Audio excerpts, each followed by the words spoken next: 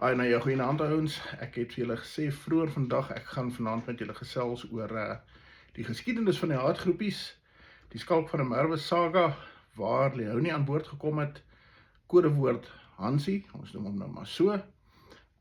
En dan gaan ek sommer maar gou vanaand deel met al die propaganda, wel, onmoontlik om al die propaganda te cover, daar's te veel, elke dag is daar 'n nuwe storie, maar goed, kom ons gaan nou maar op die hoofstories, die goed wat al die jare maar in die sosiale media versprei is oor my, want ja, ek dink ons het aan die einde van die hoofstuk gekom, ons het aan die einde van die tydperk gekom met hierdie mense. So ja, without further ado, kom ons begin by plus minus die begin. Rondom 2016 is ek genaderd deur sekere persone, ek gaan nie die persone se name bekend maak nie, wat vir my gesê het, daar in Parys het 'n gegewe persoon wat homself besig hou met allerhande baie stout goed. Hy is nogal redelik invloedryk, groot gevolg op Facebook. Hy is baie aktief op veteranengroepe, hy is baie aktief op regsgroepe. Ek moet asseblief 'n bietjie na hom kyk en ek moet vir hulle sommer net voorlopig en oorhoofs sê wat ek van die geval dink. Ek het so gedoen, hulle het my verdere inligting gegee, ek het die ondersoek.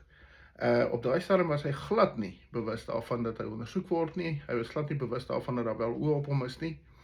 En ja, op 'n stadium het ek wel 'n verslag opgestel vir die mense gelewer en gesê, hierdie ou is so vuil soos môre nog 'n dag.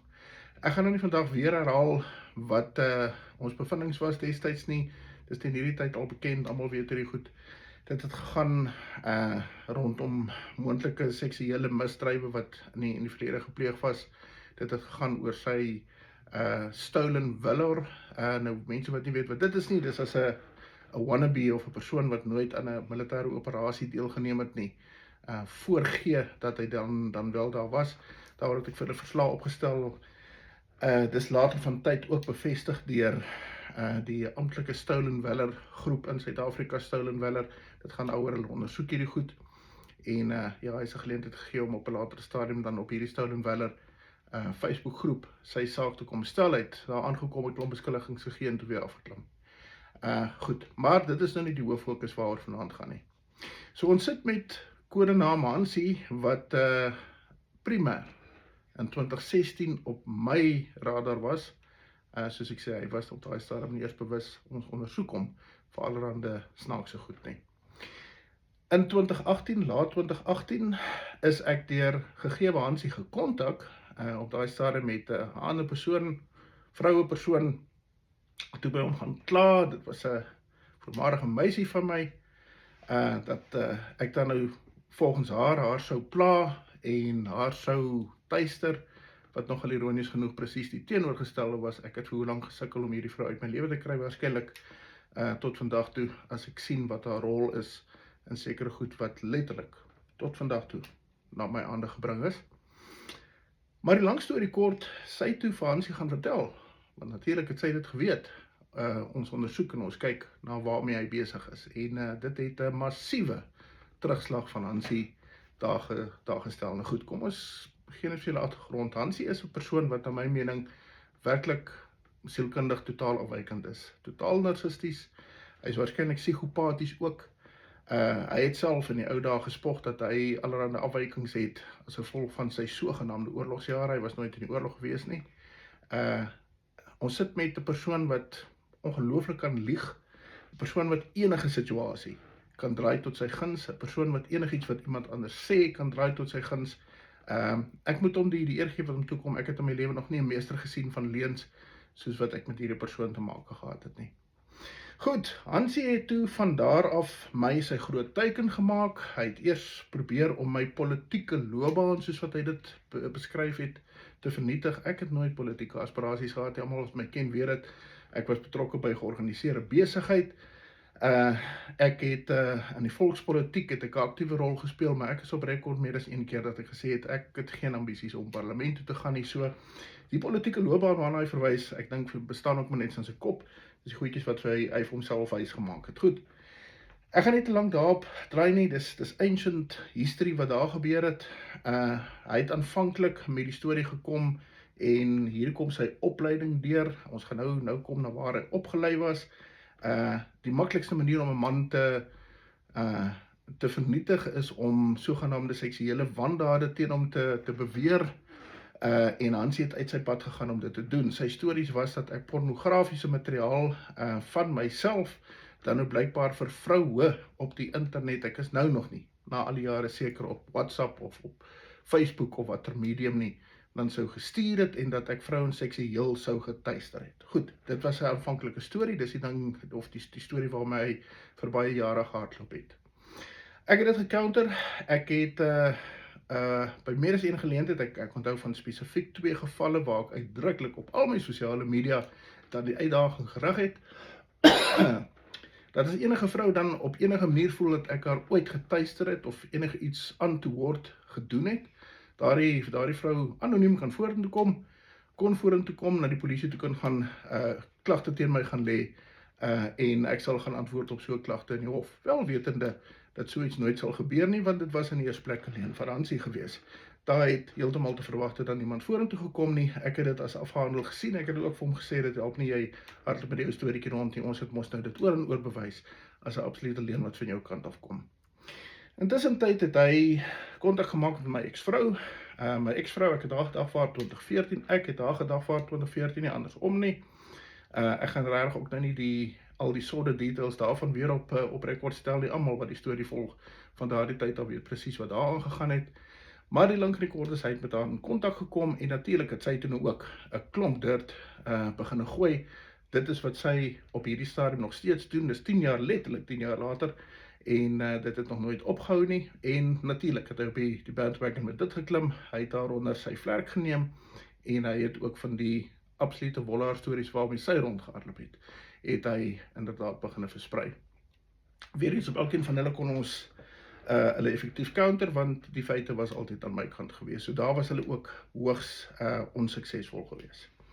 Goed, omtrent, ek sou sê 2020, daar rondom, selfs 2019, nee 2019, met die tye van COVID en die uitbraak van die sogenaamde COVID van pandemie, die lockdowns en dies meer, het ek 'n baie aktiewe rol gespeel. Julle sal almal daarvan onthou. Ons het 'n groot groep gestig in Suid-Afrika, Skalk van der Merwe Official, daardie blad bestaan nou nog. Ons het eventueel op die blad alleen so 40-45.000 mense getrek. Ons het, en as jy praat van ons, 'n span. Ons was 'n span. Die Skalk van der Merwe alleen nie, ons was 'n span, het ons massiewe werk gedoen om lockdowns in eerste plek teen te werk, en later aan het ons werknemers behulp gestaan toe veral corporate Suid-Afrika besluit dat hulle begin, na aanleiding van die Amerikaanse en Europese voorbeeld, met gedwonge vaksinering van hulle mense. Goed, Hansie het op daai stadium dit as sy gilde geleentheid gebruik om 'n verdere narratief te skep, 'n verdere liegstorie te skep, en dit was dat ek dan nou een of ander scam sou hardloop en dat ek werkers hulle werke sou kos. Nou in die eerste plek, daar was geen scam nie, ek het aanvanklik aangebied om werkers gratis te help. Ongelukkig het dit so vinnig so groot las op my geplaas dat ek heeltemal divert is van my gewone dagtake af. Ek het op 'n latere stadium 'n hulpbehoevende pakket geskep van R850, en dit was vir werkers wat meer as R5.000 in 'n maand verdien het en wat in diep moeilikheid was. Ek het ook groepe werkers gehelp. Ek het duisende mense kosteloos gehelp. Aanvanklik was my offer kosteloos, soos ek sê, en ons het letterlik duisende mense gehelp op die volgende maniere. Waar hulle retrench sou word, afgelê sou word, het ons die afleggings gestop. So ek weet nie hoe op aarde het ek hulle werke gekos nie. Nommer 2, waar werkers individueel aangekla was van die verbreeking van company of maatskappy reëls en regulasies, en daarvoor voor dissiplinêre verhore geroep is, het ons hulle behulpsaam gewees, en ons het gekeer dat hulle afgedank word by dissiplinêre verhore. En laastens, daardie werkers wat wel afgedank was, nog voor my tussenkoms deur hulle werkgewers, het ons van hulp voorsien om sake te verwys na die CSMA of in privaat skikkings hulle terug te plaas in werksplekke. So die hele narratief, en ek sien daar's 'n gegewe tannie met die naam van Elise, wat is Elise van? Ek kan nou nie. Wat met die storieetjie hardloop van ek het mense se werke laat verloor, daar bestaan die so het Elise Smit. Dit is glad nie die geval nie. Jy glo ongelukkig nou maar net die narratief, omdat jy nie lekker weet hoe werk law en wat die dinge hier rondom is nie. Goed, die storie oor die R850, dit is toe 'n scam. Volgens hulle is dit 'n scam gewees. Ek weet nie hoe ek mense gescam nie. Ek het ook by meer as een geleentheid baie duidelik en uitdruklik vir enigiemand wat vir my betaling deur daai tyd aangebied het gesê, as julle nie tevrede was met my diens nie, as julle nie ten minste gehelp was in die proses nie, ek sal vir jou enige tyd jou R850 terugbetaal. Dis regtig maar nie die einde van die wêreld nie. Ek weet van so 11 mense wat my gekontak het uit omtrent 5000 wat ek gehelp het, wat ontevrede was. As ek reg onthou het ek 7 se probleme vir hulle daar en dan bygelê en hulle het gesê is reg, skalk hou die geld. Ek weet van 3 mense wat ek sommer via FNB e-wallet vir hulle R850 terugbetaal het en gesê het, gaan op jou merry way, as jy ontevrede is jy ontevrede. Maar ja, die narratief is gedryf dat dit dan nou kamstig 'n scam sou wees. Ek weet nou nog nie hoe dit 'n scam was nie.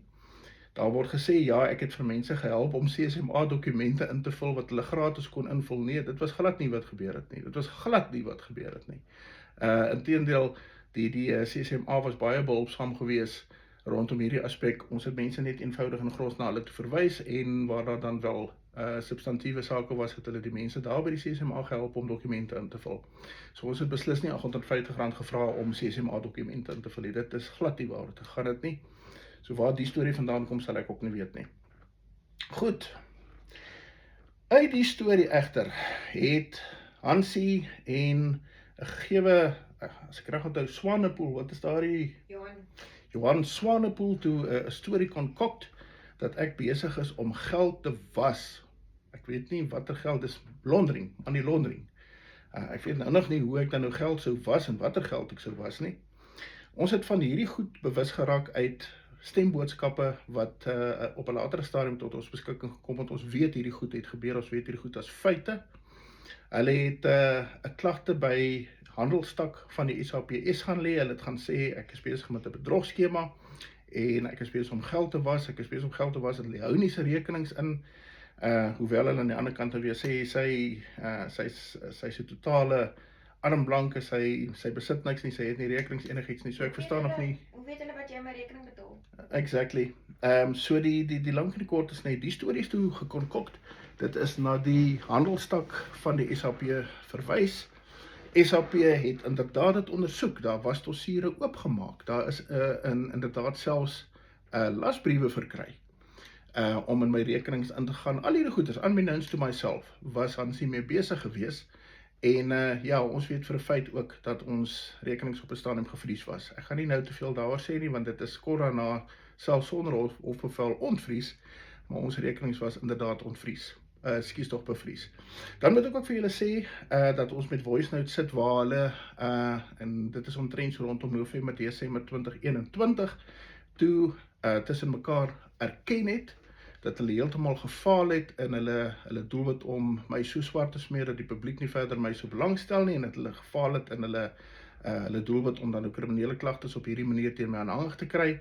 En Hansie sê dit in soveel woorde, ons sal iets nuut moet probeer. Nou goed, ek sal net daarna toe terugkom. Intussen tyd was daar 'n baie ongelukkige voorval met 'n ander stel prokureurs. Lyk my hulle het maar op 'n stadium jaloers geraak op my en die sukses wat ek behaal het, ek en my spanne rondom die COVID aangeleentheid. Daar was 'n insident waar 'n gegewe prokureursklerk, 'n swart vroulike prokureursklerk by Leonie se ouma se huis opgedaag het. Sy wou sekere dokumente daar op my beteken. Hoe het sy geweet van die adres? Hansie erken in soveel woorde, hy het vir hulle die adres gegee.